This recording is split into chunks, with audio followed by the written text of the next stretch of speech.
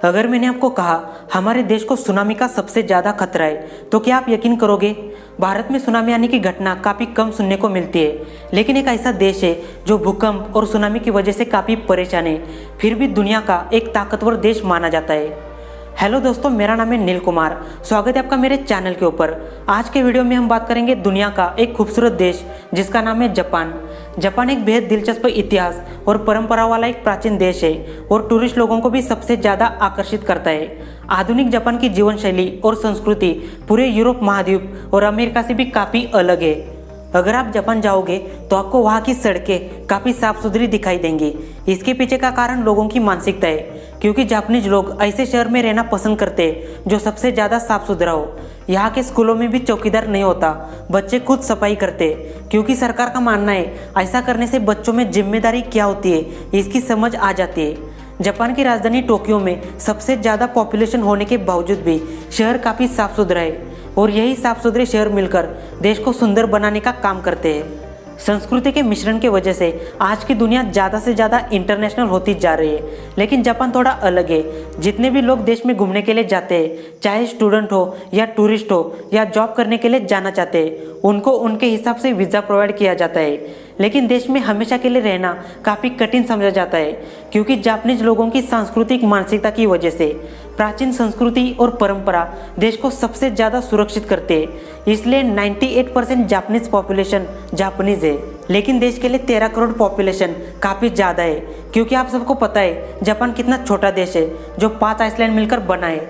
आज की कंडीशन में जापान में 25% आबादी 65 साल के ऊपर की है और यहाँ के ज़्यादातर शादीशुदा लोगों के पास खुद के बच्चे नहीं है। जापान में बूढ़े लोगों की मात्रा ज़्यादा है। इसके पीछे का कारण ज़्यादातर लोग दूसरे देश में चले जाते हैं और वहीं पर रहना पसंद करते हैं, जैसे कि ब्राज़ील में आपको 10 लाख से भी ज़्यादा जापानीज मिलेंगे।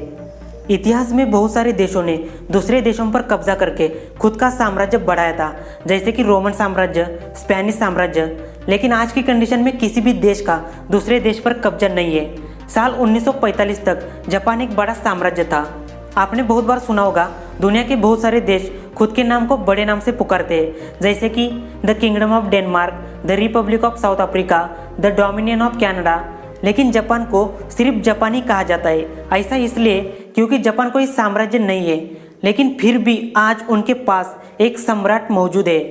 देश के लोग काफ़ी इनामदार होते हैं। इस बात का एक सबसे बड़ा सबूत है, यहाँ के सड़कों के किनारे फूलदान रखे होते हैं, जिसमें एक अम्ब्रेला भी रखा होता है। जब भी बारिश हो जाती है तब कोई भी जापानीज नागरिक उस अम्ब्रेला का इस्तेमाल कर सकता है और बारिश जाने के बाद किसी दूसरी फूलदान में उस अम्ब्रेला को रख सकता है। इससे साबित होता है जापानीज लोग चोरी करने में ज़्यादा इंटरेस्टेड नहीं है। जापानीज भाषा को सीखना और उसे समझना काफ़ी मुश्किल समझा जाता है, क्योंकि इस लैंग्वेज में कुछ ऐसे शब्दों का भी इस्तेमाल किया जाता है जिसे किसी दूसरी लैंग्वेज में सही तरह से ट्रांसलेट भी नहीं कर सकते।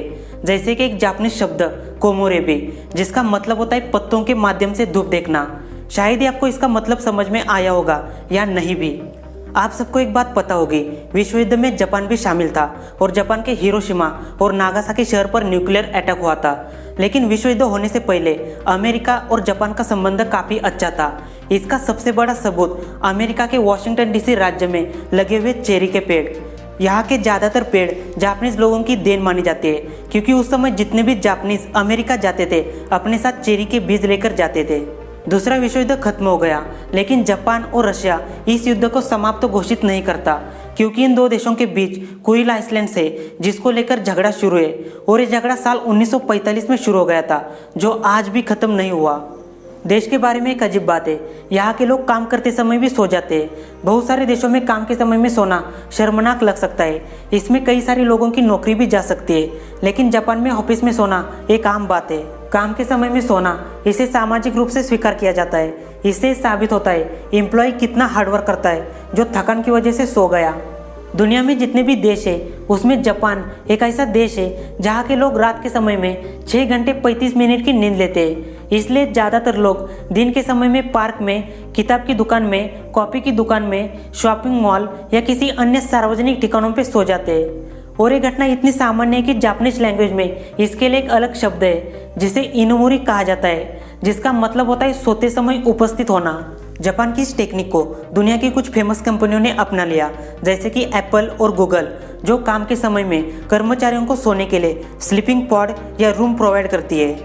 विश्व युद्ध खत्म होने के बाद जापानी सरकार ने देश को सबसे मेहनती राष्ट्र बनाने का सोचा, इसलिए यहाँ के लोग हार्डवर्क काफ़ी ज़्यादा करते हैं और टेक्नोलॉजी में काफ़ी आगे जा चुके हैं।